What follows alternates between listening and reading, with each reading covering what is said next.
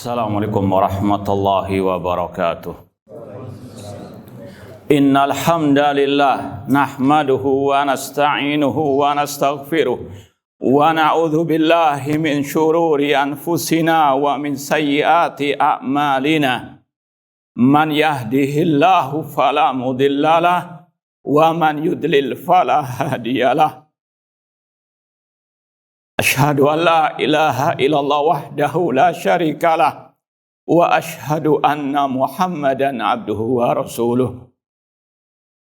Ya ayyuhalladzina amanu taqullaha haqqa tuqatih wa la tamutunna illa wa antum muslimun.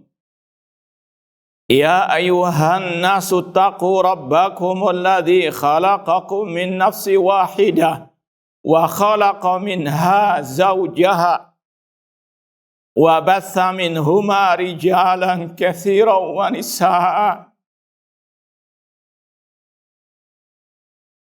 Wattaqullaha alladzi tasaaluna bihi wal arham innallaha kana 'alaikum raqiba.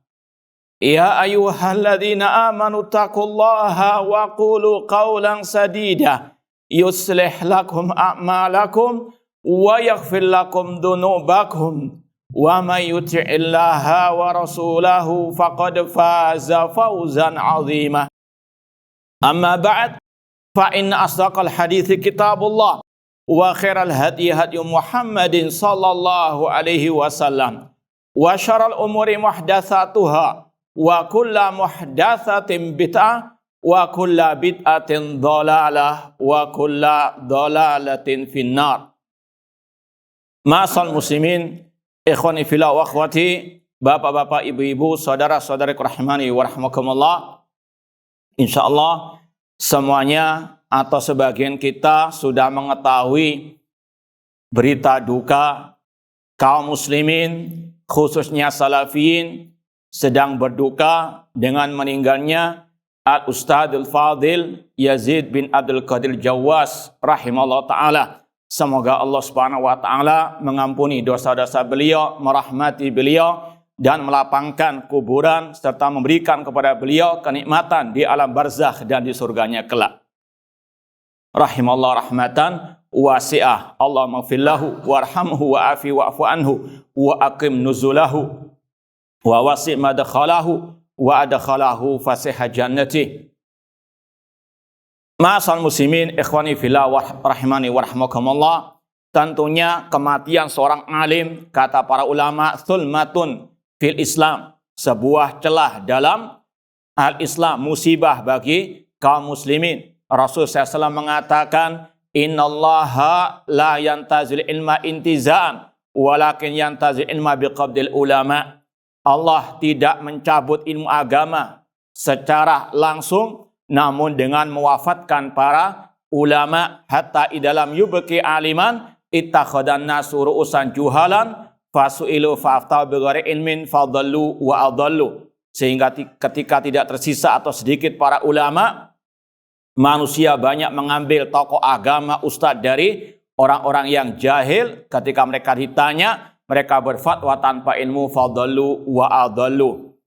Sekedar napak tilas, mengenang masa lalu, sekedar menjalankan firman Allah, wa amma bi ni'mati rabbika fahaddits. Adapun tentang nikmat Allah, maka ceritakanlah.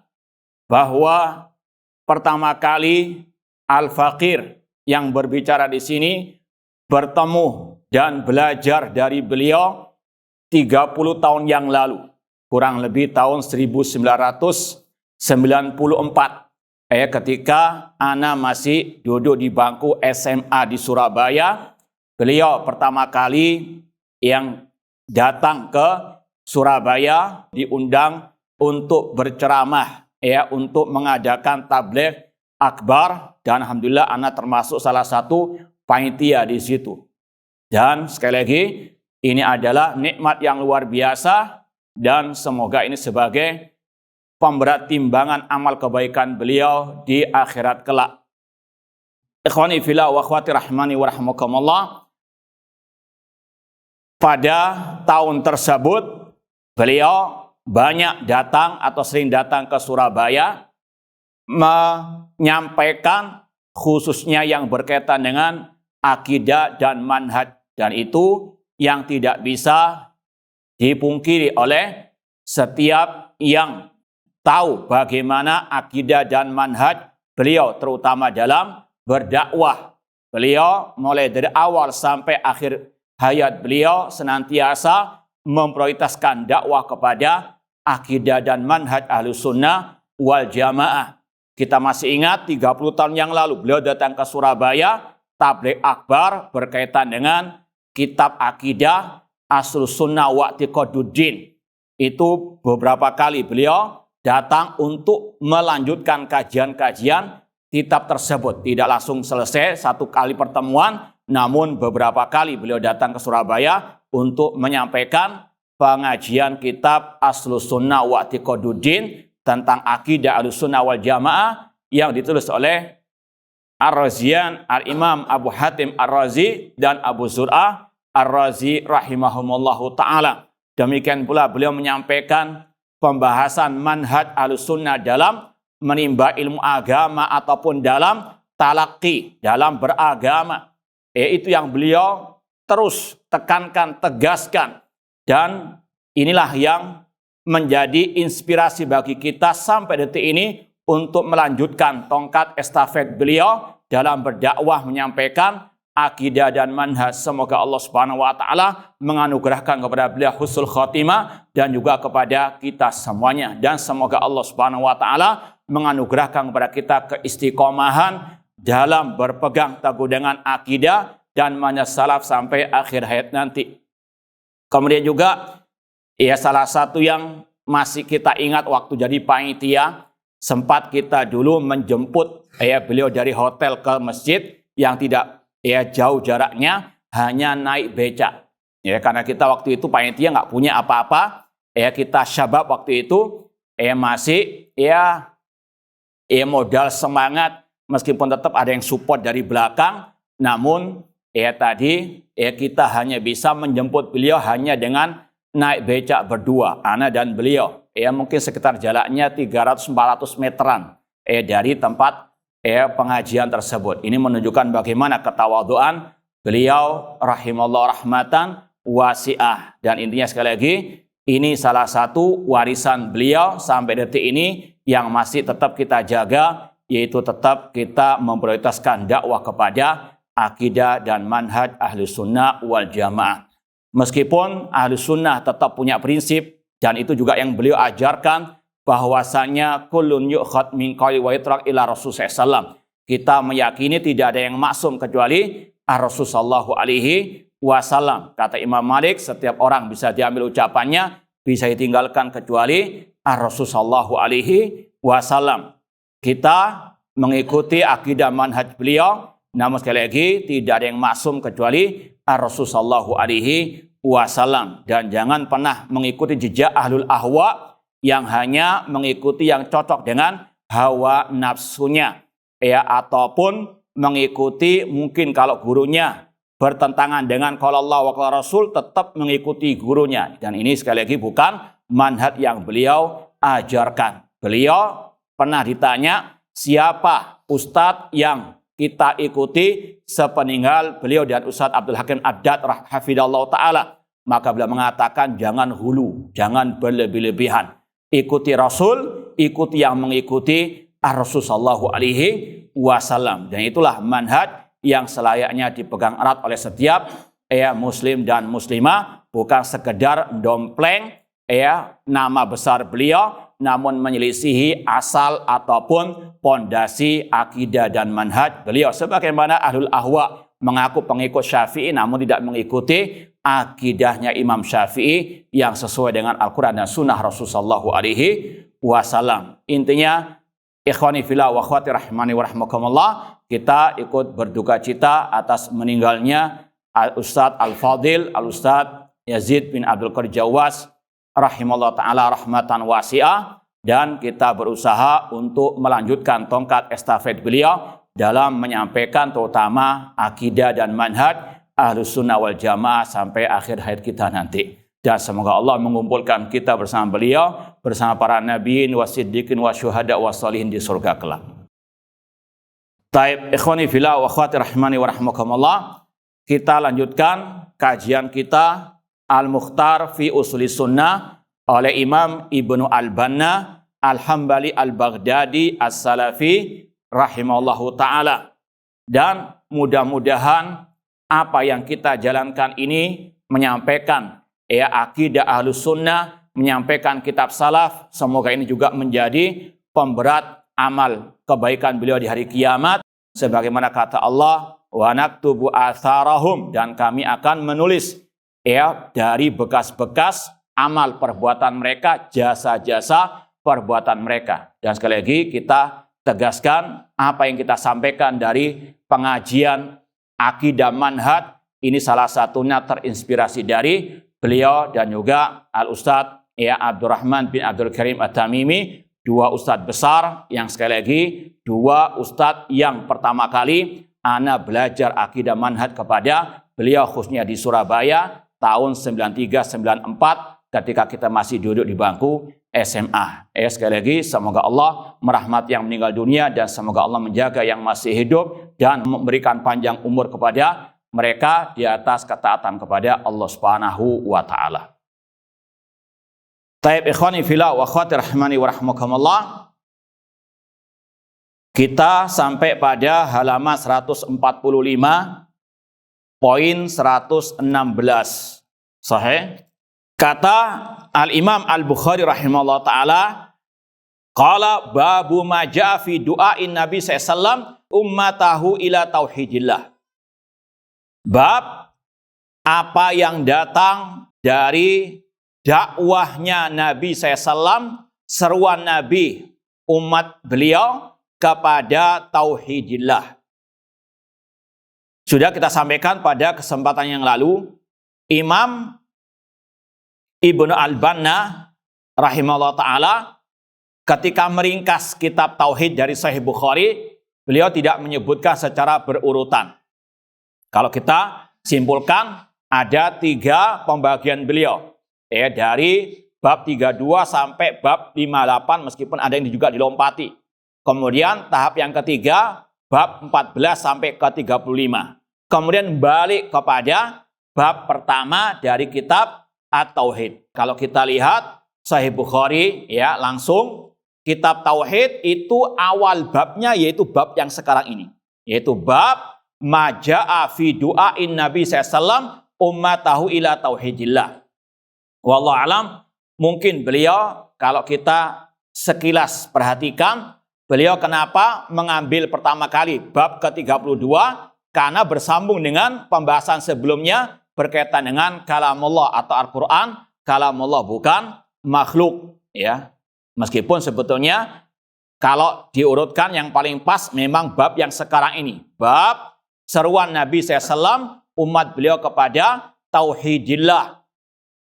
Dan ini merupakan salah satu manhaj Ahlus Sunnah wal Jamaah dalam berdakwah seperti yang kita sampaikan tadi. Di antaranya Al-Ustadzul Fadil Ustadz Yazid bin Abdul Qarjawas rahimahullah ta'ala, beliau mengamalkan apa yang diamalkan oleh Rasulullah SAW dari apa? Dakwah kepada at-tauhid, yang diprioritaskan dalam dakwah masalah akidah dan at-tauhid. Sekali lagi, dan ini juga yang ingin untuk kita teruskan, untuk kita mengikuti apa yang diajarkan oleh Rasulullah SAW dalam ad-dakwah, yaitu mengutamakan, memprioritaskan, mendahulukan dakwah kepada tauhidillah, bukan kepada fikih muamalah, bukan kepada akhlak antara hamba dengan hamba, namun al-aqidah at-tauhid itu dakwah yang diprioritaskan oleh Rasul dan juga para nabi-nabi sebelum beliau. Ini insyaallah sudah antum pahami, namun sekedar wadzakir fa inna dzikra tanfa'ul mu'minin. Mulai Rasul pertama sampai Rasul yang terakhir sepakat dakwah mereka yang pertama dan utama dakwah kepada tauhidullah, terutama tauhid al-uluhiyah. Allah berfirman dalam surat Al-Anbiya ayat ke-25, wa ma arsalna min qablika mir rasulin illa nuhi ilaihi annahu la ilaha illa ana fa'budun. Tidaklah kami mengutus sebelum engkau Nabi Muhammad seorang rasul kecuali kami wahyukan kepadanya la ilaha illa ana. Tidak ada sesembahan yang hak kecuali aku, maka ibadahilah aku.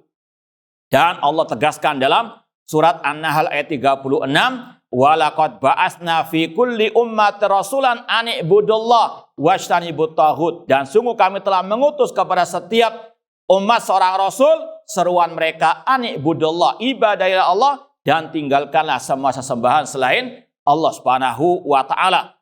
Itu secara umum dakwah para nabi, para rasul sepakat memprioritaskan dakwah kepada kalimat tauhid la ilaha illallah. Kemudian Allah perinci satu persatu di antara dakwah para anbiya wa rasul tersebut.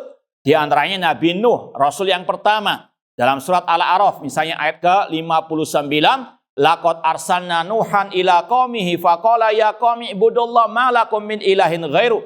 Dan sungguh kami telah mengutus Nuh kepada kaumnya. Apa seruan beliau? Ya qaumi ibudullah, wahai kaumku ibadahilah Allah. Malakum min ilahin ghairu. Sekali-kali tidak ada sesembahan yang hak bagi kalian kecuali Allah.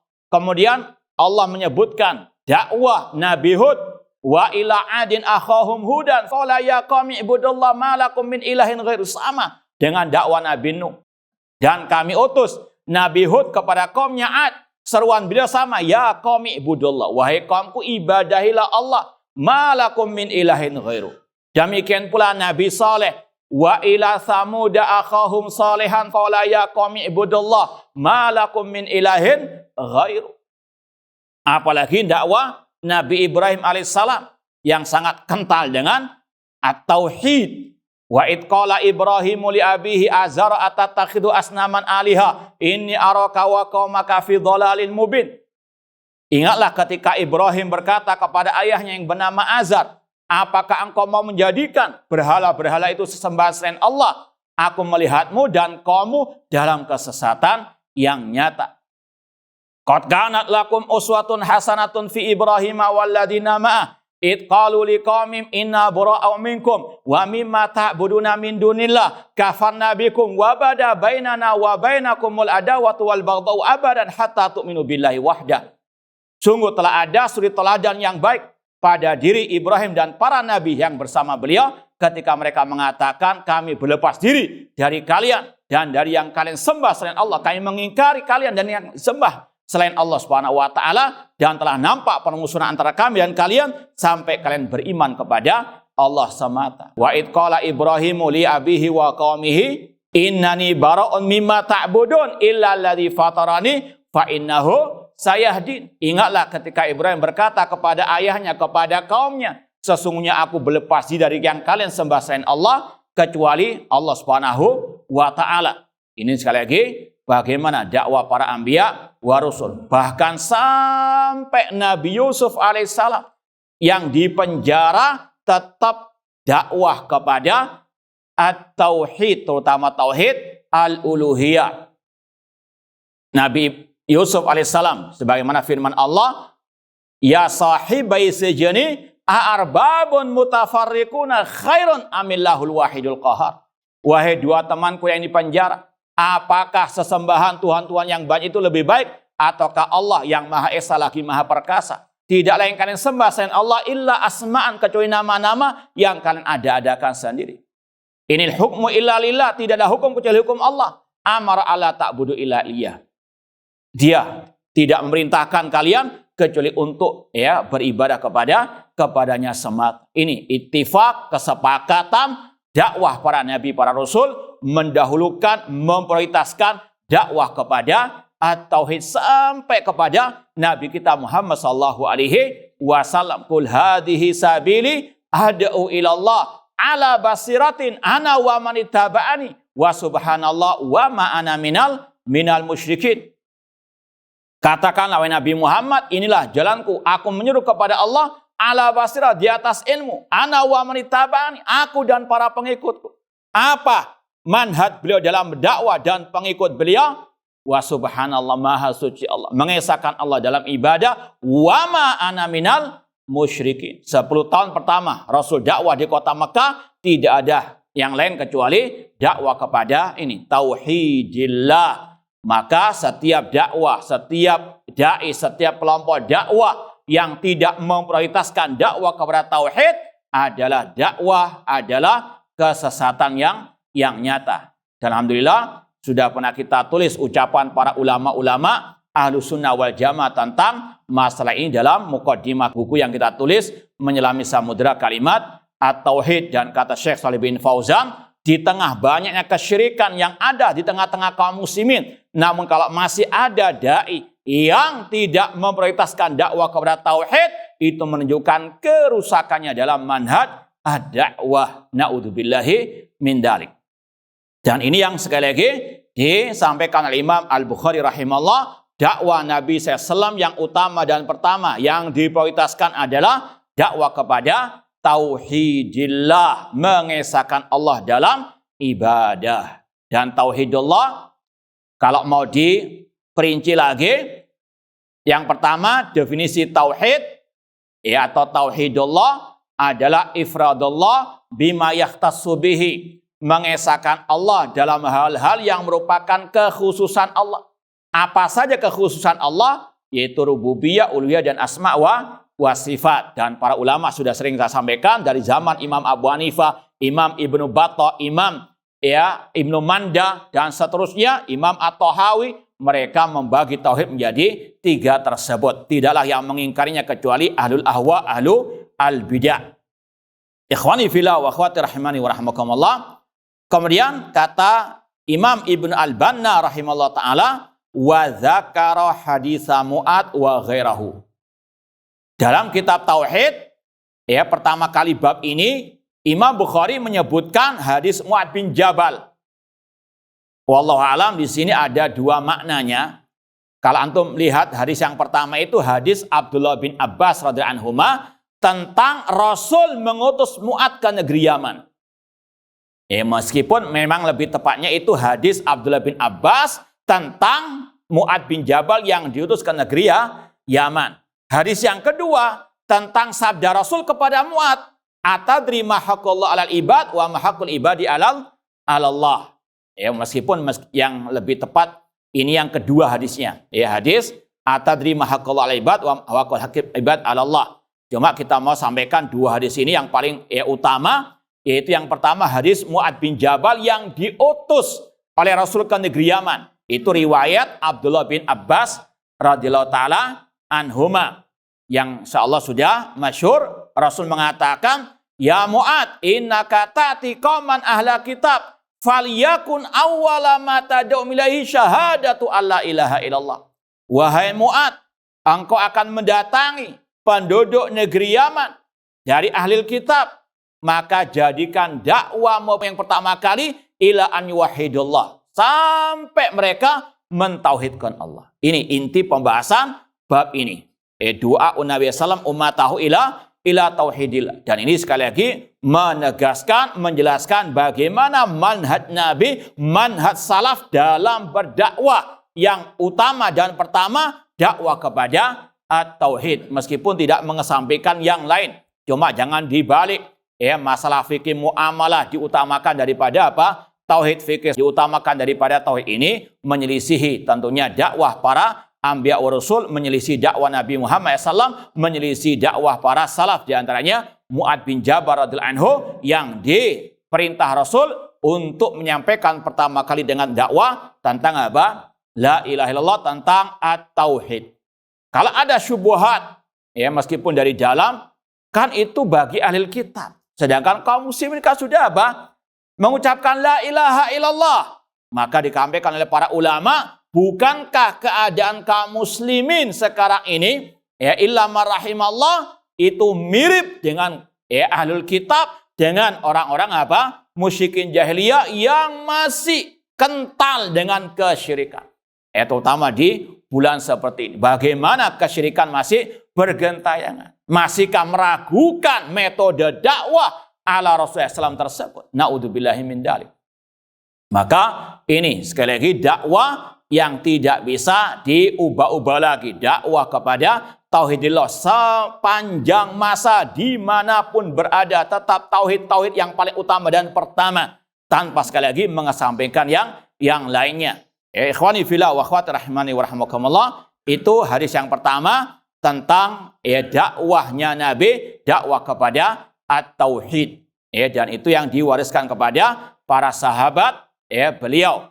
Kemudian juga dari hadis Mu'adz bin Jabal, ini harus kita yakini yang dipilih oleh Rasul dalam berdakwah bukan sembarang orang. Ini untuk membantah kelompok Jamaah Tabligh yang mengatakan itu para sahabat diutus Rasul untuk khuruj istilahnya. Kita katakan mereka keluar berdakwah itu orang-orang yang pilihan di atas ilmu ala basirah. Apalagi Mu'adz bin Jabal dikenal dengan apa? Alimnya halal wal haram dari kalangan sahabat Rasulullah SAW. Bukan orang yang jahil kemudian disuruh berdakwah untuk khuruj. Ini menyelisih dakwah Rasul dan pengikut Rasulullah SAW seperti dalam ayat surat Yusuf tadi. Qul hadi sabili adu ilallah ala basirah, di atas apa? Al-ilm. Kemudian hadis yang kedua yaitu hadis Mu'adz bin Jabal ketika beliau dibonceng oleh Rasul di atas keledai. Dan ini sekali lagi mengingatkan kita tadi bagaimana Al-Ustadz Yazid rahimahullah ta'ala dengan tawadhu beliau kita jemput hanya dengan becak saja. Sekali lagi rahimahullah rahmatan wasi'ah. Rasulullah SAW membonceng Mu'adz bin Jabal di atas keledai. Kemudian Rasul bertanya, atadri ma haqqullah alal ibad wa ma haqqul ibad alallah. Apakah engkau tahu wahai Mu'adz hak Allah atas hamba dan hak hamba atas Allah? Ketika Mu'adz bin Jabal mengatakan Allah wa Rasulullah a'lam, maka Rasul mengatakan haqqullah alal ibad an ya'budu wa la yusyriku bihi syai'a. Hak Allah atas hamba alias kewajiban hamba terhadap Allah adalah mereka beribadah kepada Allah, tidak berbuat syirik. Ini yang sekali lagi ditekankan oleh Rasulullah SAW dalam dakwah beliau at-tauhid dan larangan dari berbuat syirik. Ada pula sebagian orang yang mengambil sepotong saja, yaitu dakwah tauhid silahkan, namun jangan bicara masalah syirik. Na'udzubillahi min dzalik. Rasul mengatakan anta budullah wala tusyriku bi syai'a. An ya'budullah wala yusyriku bihi syai'a. Allah mengatakan wa'budullah wala tusyriku bihi syai'a. Beribadah kepada Allah, jangan berbuat syirik. Maka sekali lagi ini dakwah salafiyah yang hak, yang sejati, mengutamakan, memprioritaskan dakwah kepada tauhid, yaitu diantaranya tauhid al-uluhiyah, dan sekaligus melarang dari kesyirikan kepada Allah Subhanahu wa ta'ala. Dan hadis-hadis yang lainnya yang disampaikan oleh Imam Al-Bukhari dalam kitab Tauhid, diantaranya yang masyhur tentang kedudukan dan keutamaan surat Al-Ikhlas. Kalau kita lihat bab ini ada beberapa hadis, selain dua hadis tadi, Abdullah bin Abbas dan hadis Mu'adz bin Jabal, hadis tentang kedudukan keutamaan surat Al-Ikhlas yang Rasul mengatakan qul huwallahu ahad ta'dilu thulutsal Quran, bahwasanya qul huwallahu ahad itu sebanding dengan sepertiga Al-Quran, yaitu dalam masalah apanya? Kandungan isinya. Al-Quran secara umum itu berisi 3 kandungan. Yang pertama berkaitan dengan akidah tauhid, berkaitan dengan al-qasas, kisah-kisah, dan yang berkaitan dengan al-ahkam. Surat Al-Ikhlas dari awal sampai akhir berkaitan dengan apa? Akidah itu tauhid. Maka ini sebanding dengan sepertiga Al-Quran. Kemudian juga Imam Bukhari membawakan hadis yang juga masih berkaitan dengan keutamaan surat Al-Ikhlas, yaitu ketika Rasul mengutus seorang panglima pasukan perang, sang panglima ini sering membaca surat Al-Ikhlas ketika salat berjamaah. Sebagian pasukan sang panglima tersebut bertanya kepada Rasul, kenapa sang panglima kita ini kalau sholat sering membaca Al-Ikhlas? Kata Rasul, selalu tanya kepada dia. Kemudian sang panglima ketika ditanya mengatakan, li'annaha sifatur rahman wa ana uhibbu an aqra'a biha. Karena surat Al-Ikhlas berkaitan dengan sifat Allah, maka aku suka untuk membacanya. Kemudian Rasul mengatakan, akhbiru anallahu yuhibbu. Beritahukanlah kepada sang panglimamu bahwasanya Allah mencintainya. Karena dia apa? Mencintai surat Al-Ikhlas yang berkaitan dengan tauhid asma wa sifat. Ini juga apa? Yang ditekankan dalam dakwah mengajarkan umat tauhid asma wa sifat. Meskipun dalam bab kitab tauhid ini Imam Bukhari juga menegaskan tentang pembahasan tauhid asma wa sifat, karena di zaman beliau banyak al-mukhalifin yang menyelisihi akidah salaf dalam masalah asma wa sifat. Dan kalau mau dikaitkan antara tauhid asma wa sifat dengan tauhid uluhiyah, bahwasanya tauhid asma wa sifat sama dengan tauhid rububiyah, itu melazimkan orang untuk mentauhidkan Allah dalam apa? Al-uluhiyah. Walillahil asmaul husna. Lanjutkan. Fada'uhu biha. Allah memiliki nama-nama yang baik, maka berdoalah. Doa termasuk apa? Ibadah. Kalau kita sudah yakin Allah punya nama-nama yang paling baik, nama yang paling sempurna, sifat-sifat yang paling mulia, maka konsekuensinya, kewajibannya, fada'uhu biha. Berdoalah kepada Allah dengan menyebut nama-namanya tersebut. Sebagaimana tauhid rububiyah itu melazimkan tauhid al-uluhiyah. Intinya ujung-ujungnya kepada apa? Tauhid al-uluhiyah. Rabbus samawati wal ardi wa ma bainahuma fa'budhu wastabir ibadati hal ta'lamu lahu samia. Allah Rabb langit dan bumi dan yang ada di antara keduanya, maka beribadalah kepada Allah Subhanahu wa taala. Jadi ini yang ditekankan oleh Imam Bukhari di awal kitab At-Tauhid yang berkaitan dengan tauhid al-uluhiyah sebagaimana dalam hadis Mu'adz bin Jabal tadi, demikian pula yang berkaitan dengan tauhid asma wa sifat. Kemudian kalau kita mau dalami sedikit, kita sudah pernah sampaikan, jangan tertipu dengan slogan-slogan tauhid yang didengungkan oleh ahli bidah, yang mereka memahami tauhid beda dengan yang dipahami oleh Imam Bukhari ataupun ulama as-salaf. Yang mereka tekankan diantaranya tauhid ar-rububiyah, yang mereka hanya fokus tauhid rububiyah sampai mengartikan la ilaha illallah dengan apa? Tidak ada Tuhan atau pencipta selain Allah. Padahal orang musyrikin jahiliyah pun paham akan hal tersebut, namun itu tidak memasukkan mereka ke dalam al-Islam. Tidak cukup hanya tauhid ar-rububiyah. Atau sebagian mereka lebih parah dari itu semuanya, yaitu menafikan nama dan sifat Allah dengan nama istilah tauhid, sebagaimana akidahnya kelompok Al-Jahmiyah. Demikian pula kelompok Mu'tazilah. Mereka punya 5 prinsip dasar. Salah satunya At-tauhid. Apa tauhid menurut mereka? Nafyus sifat, mensucikan Allah dengan menafikan sifat. Na'udzubillahi min dzalik. Demikian pula di zaman ini kelompok sesat khawarij ataupun kelompok teroris irhabiyin takfiriyin, mereka mendengung-dengungkan tauhid, namun maknanya tauhid hakimiyah, tidak ada hukum kecuali hukum Allah. Dan tokoh mereka Said Qutb mentafsirkan la ilaha illallah dengan la hakima illallah, tidak ada hakim kecuali Allah. Artinya kalau mereka tidak berhukum dengan hukum Allah, kafir, batal la ilaha illallahnya. Makanya ini sumber terorisme di abad ini terutama, yaitu kesalahan dalam mentafsirkan la ilaha illallah. Dan juga ini sudah kita pernah sampaikan dalam buku Menyelami Samudra Kalimat Tauhid, dan alhamdulillah kita bahas di buku ini juga tentang masalah tadi, penafsiran yang salah tentang la hakimah ilallah.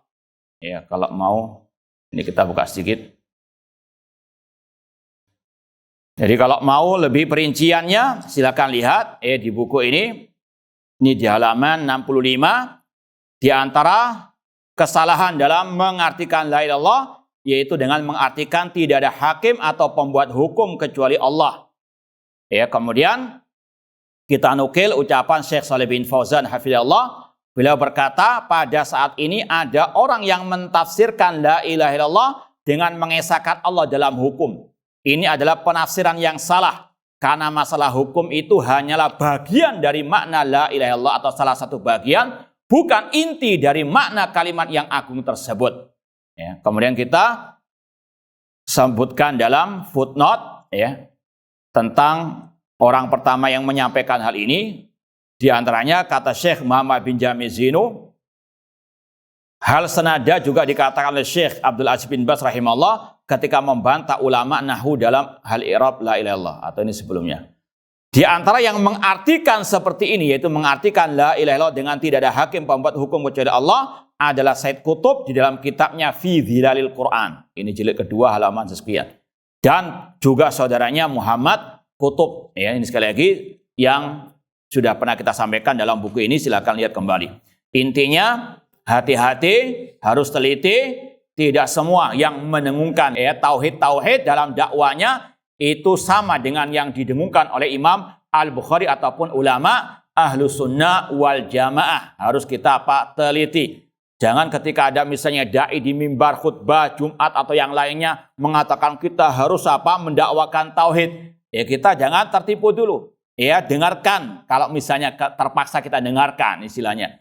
Ya jangan mora-mora ya duduk di majlisnya ahli bidah untuk meneliti, jangan. Intinya seandainya terutama ketika khutbah Jumat kata nggak ada tempat lain kecuali itu saja. Ketika ada ustadznya mengatakan kita harus mendakwakan tauhid, jangan tertipu dulu. Lihat selanjutnya apa. Ya, seperti yang pernah kita contohkan beberapa saat yang lalu, pernah kita duduk di khutbah Jumat sebagian dai yang mengatakan sama. Terutama waktu Idul Adha kita harus ya mendengungkan tauhid sebagaimana Nabi Ibrahim alaihissalam.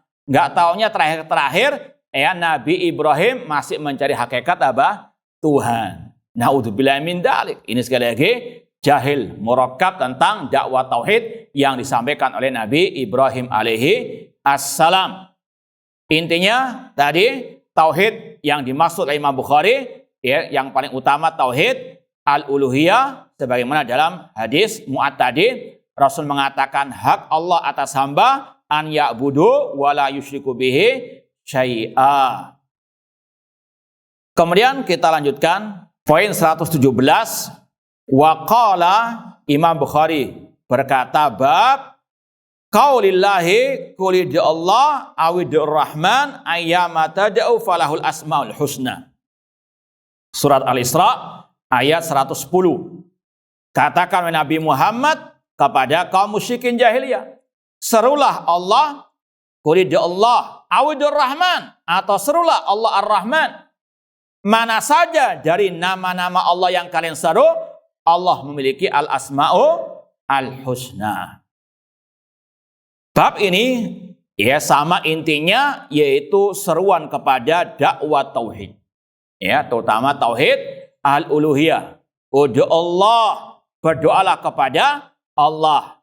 Ya, Allah berfirman, "Ud'uni astajib lakum." Allah berfirman, "Idza sa'alaka ibadi anni fa inni qarib." Itu yang paling utama. Terutama di zaman jahiliyah, kaum musyrikin jahiliyah, mereka ya masih menyekutukan Allah dalam doa ya ataupun dalam waktu ar-raha. Ya, meskipun dalam waktu asyiddah, dalam waktu musibah mereka berdoa kepada Allah Subhanahu wa taala. Namun Allah berfirman dalam ayat yang lain, ya wala tad'u min dunillah ma la yanfa'uka wa la yadurruka. Jangan engkau berdoa kepada selain Allah yang tidak bisa mendatangkan manfaat ataupun madarat. Fa in fa'alta, jika engkau tetap berdoa kepada selain Allah, fa innaka idza minadh dhalimin, maka engkau termasuk al-dhalimin ay al-musyrikin. Ya, orang musyrikin jahiliyah mereka dalam keadaan susah berdoa kepada Allah mukhlishina lahuddin. Namun ketika diselamatkan di daratan, idahum musyrikun. Maka Allah menyeru kaum musyrikin untuk memurnikan doa selama-lamanya hanya untuk Allah semata. Dan inilah perang antara Nabi Muhammad SAW dengan kaum musyrikin jahiliyah tentang tauhid al-uluhiyah. Demikian pula perang antara para anbiya dengan kaum mereka yang kafirin. Itu karena apa? Ya, tauhid al-uluhiyah, karena mereka menyekutukan Allah dalam uluhiyah sebagaimana dalam kisah kaum Nabi Nuh alaihi assalam yang mengkultuskan, yang meminta-minta kepada 5 wali yang telah meninggal dunia. Waddan, wala suwa'an, wala yaghutsa wa ya'uqa wa nasra. Kemudian kata para ulama, di antara makna bab ini penetapan al-asmaul husna bagi Allah Subhanahu wa ta'ala. Ya, nanti antum lihat lanjutan ayat ini, ayyama tad'u falahul asmaul husna. Nama mana saja yang kalian seru, Allah memiliki al-asma'u al-husna. Ar-Rahman, Ar-Rahim, Al-Malikul Quddus, Al-Hayyul Qayyum, dan seterusnya. Ada berapa nama Allah? Ya, tidak ada yang bisa menghitungnya, tidak ada yang bisa mengetahuinya kecuali Allah Subhanahu wa ta'ala. Yang 99 hanya apa? Sebagian saja yang disediakan Allah. Bagi yang mau ahsaha, mau menghafal atau membaca ataupun mau memahami maknanya dan mengamalkan konsekuensinya. Intinya bab ini yang pertama berkaitan dengan tauhid al-uluhiyah, qulidullah, serulah Allah, berdoalah hanya kepada Allah. Kemudian yang kedua berkaitan dengan tauhid asma wa sifat, wajibnya menetapkan semua nama-nama Allah dan tentunya juga sifat Allah, karena setiap nama mencakup apa? Mengandung sifat Allah. Kemudian dari ayat ini ada faedah kata para ulama bahwasanya kaum musyrikin jahiliyah mereka secara umum mentauhidkan Allah dalam rububiyah, ya. Mereka mentauhidkan Allah dalam apa? Rububiyah. Wala in sa'altahum man khalaqas samawati wal arda la yaquluna Allah. Kalau engkau bertanya kepada kaum musyrikin siapa yang menciptakan langit dan bumi, serentak mereka menjawab Allah. Yang kedua tentang tauhid uluhiyah, mereka berbuat syirik, terutama dalam waktu apa? Ya, senang. Mereka berbuat syirik kepada Allah dalam al-uluhiyah. Lalu bagaimana tauhidnya kaum musyrikin tentang asma wa sifat? Maka secara umum kata para ulama, mereka menetapkan semua nama Allah kecuali nama Ar-Rahman. Makanya Allah sebut di sini, qul Allah awid'u Ar-Rahman. Ya wallahu alam, ini secara umum mereka menetapkan semua nama-nama Allah kecuali nama apa? Ar-Rahman. Adapun nama-nama sekali lagi yang lain mereka apa? Tetapkan. Wallahu taala alam. Kemudian warawa hadis Jarir radhiyallahu anhu qala Rasul sallallahu,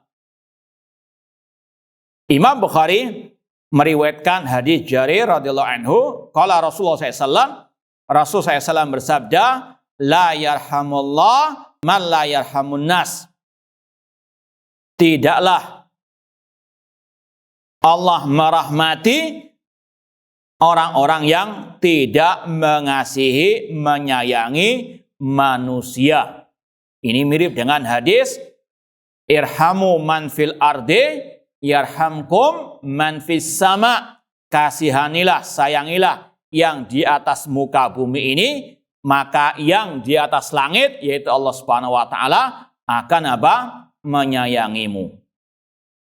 Ini penetapan sifat rahmat bagi Allah. Dan sudah kita sampaikan, nama Allah Ar-Rahman itu sudah mencakup apa?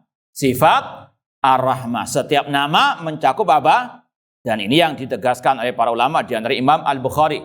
Setelah beliau membawakan ayat tentang penetapan nama Allah Ar-Rahman, maka beliau sebutkan hadis yang berkaitan dengan perbuatan Allah, yaitu apa? Ar-Rahmah, yarhamu la yarhamullah.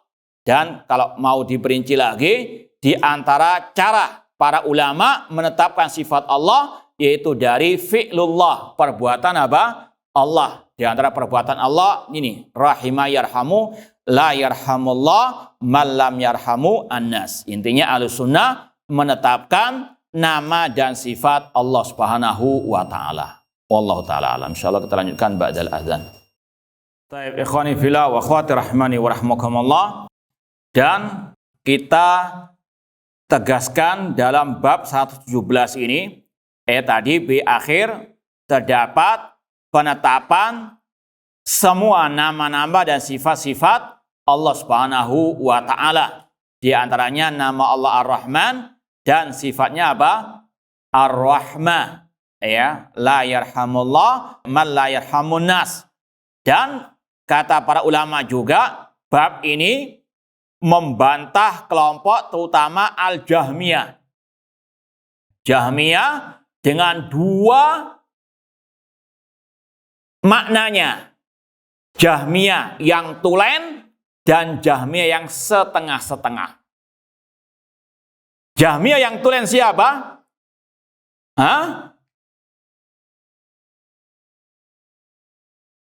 Yang menafikan nama dan semua apa? Sifat Allah. Pengikut tulen Jahm bin Safwan. Ini yang apa? Sekali lagi yang tulen, yang betul-betul menolak semua nama dan sifat Allah. Mereka mengatakan Allah tidak punya nama, tidak punya apa? Sifat. Yang kedua Jahmiyah yang setengah-setengah. Ya. Yaitu apa? Yang bukan kawit toh, yang setengah-setengah, setengah waras dan juga ya intinya mereka apa? Menetapkan semua nama Allah namun mentakwil sebagian sifat-sifat Allah. Ya, di antaranya sifat Ar-Rahmah mereka nggak menetapkan.